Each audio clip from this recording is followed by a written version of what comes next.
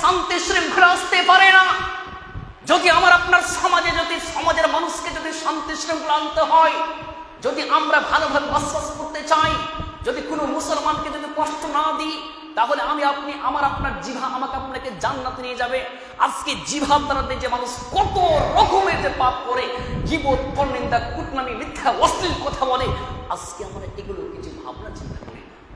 আপনি ভেবে দেখেছেন যে আপনি কাউকে কষ্ট দিলেন, কাউকে গালি দিলেন, অন্তরে আঘাত লাগলো, ব্যথা লাগলো। আপনি কারো নামে অপবাদ দিলেন, পরনিন্দা করলেন, কারো কষ্ট পেল সে। আর আপনি কি করছেন? আমরা আজকে চায়ের দোকান বলে নয়, এখান ওখানে বলছি অমুক ভালো নয়, অমুক ভালো নয়, অমুক ভালো নয়, আজকে আমরা এরকম বলছি। কিন্তু কখনো ভেবেছেন যে এই পাপটা আল্লাহ রাব্বুল আলামিন ক্ষমা করতে পারবেন না? কারণ কেন? বুঝতে হবে আমাকে আপনাকে, এটা হচ্ছে মানুষের সঙ্গে সম্পৃক্ত পাপ। কার সঙ্গে বললাম? মানুষের সঙ্গে সম্পৃক্ত পাপ। হুকুকুল ইবাদ যাকে বলা হয়, আল্লাহর সঙ্গে সম্পৃক্ত পাপ। আল্লাহর কাছে ক্ষমা চাইতে হবে, আল্লাহ রাব্বুল আলামিন ক্ষমা করে দেবেন। কিন্তু মানুষের সঙ্গে যখন সম্পৃক্ত পাপ থাকবে, তখন আল্লাহর কাছে তাহাজ্জুদ নামাজ পড়ে সারা জীবনটাকে, 70 বছরের জীবনটাকে, আপনার 50 বছরের জীবনটাকে আপনি আল্লাহর কাছে কেঁদে কেঁদে কেঁদে কেটে সারা জীবনটাকে আপনি আল্লাহর কাছে কাঁদলেন আর বললেন, আল্লাহ আমি অমুক বান্দা, তোমার অমুক বান্দাকে আমি কষ্ট দিয়েছি, আল্লাহ আমার ওই ভাইটাকে আমি কষ্ট দিয়েছি, তার নামে পরনিন্দা করেছি, তাকে মিথ্যা কথা বলেছি, তার নামে অশ্লীল কথা বলেছি, আল্লাহ তাকে কষ্ট দিয়েছি, তার অপবাদ দিয়েছি, আল্লাহ তুমি আমাকে ক্ষমা করে দাও। আল্লাহ রাব্বুল আলামিন ক্ষমা করবেন? ক্ষমা করবে না, কখনো ক্ষমা করবেন না। যাকে কষ্ট দিবেন তার কাছে গিয়ে ক্ষমা চাইতে হবে। আয়াত দ্বারা বলি। এইবারে আমরা আসি যে আল্লাহ রাব্বুল আলামিন আমাদেরকে যে জিভা দিয়েছেন, এই জিভাকে যদি আমরা সংযত না রাখি, তাহলে কি এর পরিণতি হবে? এর পরিণতি জাহান্নাম যেতে হবে। আল্লাহ রাব্বুল আলামিন সূরা হুমাযাতে বলছেন, সূরা হুমাযা সূরা নম্বর 104 আয়াত নম্বর 1, ওয়াইলুল লিকুল্লি হুমাযাতিল লুমাযা,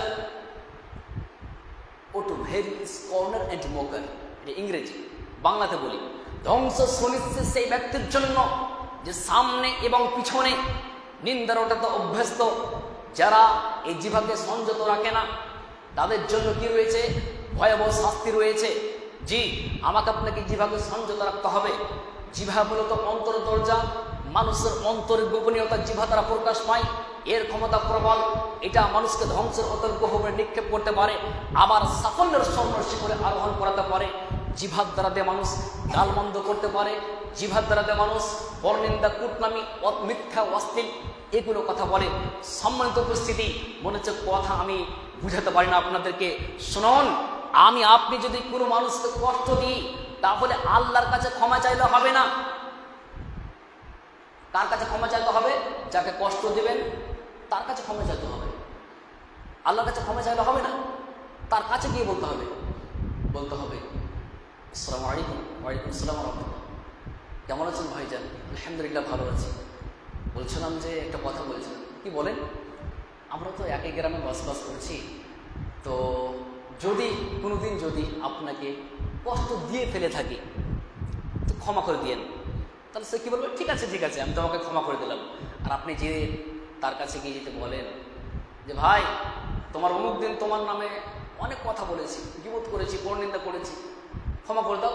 হ্যাঁ, তুমি আমার 12টা বাজিয়ে দিয়েছ, যে এখন আমার কাছে ক্ষমা চাইতে এসেছ, এই কথাটা বলবে। কিন্তু একটা সিস্টেমে আপনার কাছে তার কাছে ক্ষমা চাইতে হবে। ভাই, একই গ্রামে তো বসবাস করি, যদি কোনোদিন তোমার গীবত করে ফেলে থাকি, তাহলে ক্ষমা করে দিয়ে। তাহলে সে কি বলবে? ঠিক আছে আমি তোমাকে ক্ষমা করে দিলাম। তো সম্মানিত উপস্থিতি, আমরা যদি কারো এই জিভার দ্বারাতে কাউকে কষ্ট দিয়ে ফেলেছি, তাহলে কি করতে হবে? তার কাছে গিয়ে ক্ষমা চাইতে হবে, নচেত ক্ষমা হবে না।